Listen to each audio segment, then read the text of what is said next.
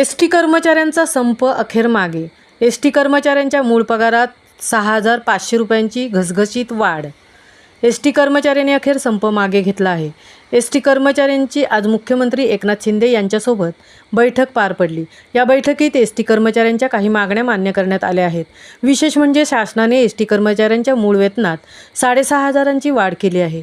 ST. महामंडळाच्या कर्मचाऱ्यांच्या संपावर तोडगा काढण्यासाठी मुख्यमंत्री एकनाथ शिंदे यांच्या अध्यक्षतेखाली सह्याद्री अतिथीगृह येथे आज महत्त्वाची बैठक पार पडली. या बैठकीला एस.टी. कामगार संयुक्त कृती समितीचे शिष्टमंडळ उपस्थित होते. तसेच भाजप आमदार गोपीचंद पडळकर, आमदार सदाभाऊ खोत, वकील गुणरत्न सदावर्ते, एस.टी. कष्टकरी जनसंघाच्या जयश्री पाटील या देखील बैठकीला उपस्थित होत्या. मुख्यमंत्री एस.टी. कर्मचाऱ्यांची मनधरणी करण्यात यशस्वी होणार का, याकडे राज्याचं लक्ष होतं. अखेर एकनाथ शिंदे यांना याबाबत मोठं यश आलं आहे. एस.टी. कर्मचाऱ्यांनी 5,000 रुपयांची वेतनात वाढ करण्याची मागणी केली होती, परंतु सरकारने तब्बल 6,500 रुपयांची वाढ करण्याचा निर्णय घेतला आहे. भाजप आमदार गोपीचंद पडळकर यांनी बैठकीनंतर माध्यमांना प्रतिक्रिया दिली. मुख्यमंत्री एकनाथ शिंदे, उपमुख्यमंत्री देवेंद्र फडणवीस, उद्योगमंत्री उदय सामंत यांचा मी मनापासून आभार मानतो.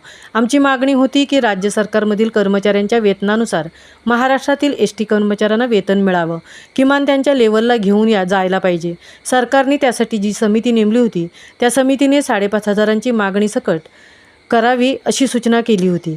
आमची मागणी 5,000 रुपये वेतन वाढवण्याची होती. सरकारने आमची मागणी मान्य केली आहे.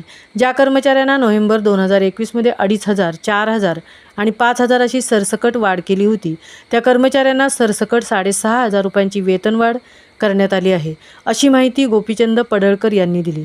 ज्यांना 5,000 रुपयांची वाढ 2021 मध्ये झाली होती, त्यांच्या पगारात आता 1,500 रुपयांची वाढ झाली आहे. तसेच 2021ला ज्यांना 4,000 रुपयांची वाढ दिली होती, त्यांच्या पगारात 2,500ची वाढ झाली आहे. ज्यांना 2,500ची वाढ दिली होती, त्यांच्या पगारात 4,000 रुपयांची भरघोस वाढ सरकारने केली आहे.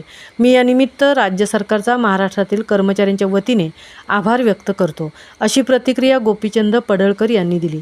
तसेच पडळकर यांनी सर्व एस.टी. कर्मचाऱ्यांना उद्या सकाळी 7 वाजेपासून कामावर जाण्याचं आवाहन केलं.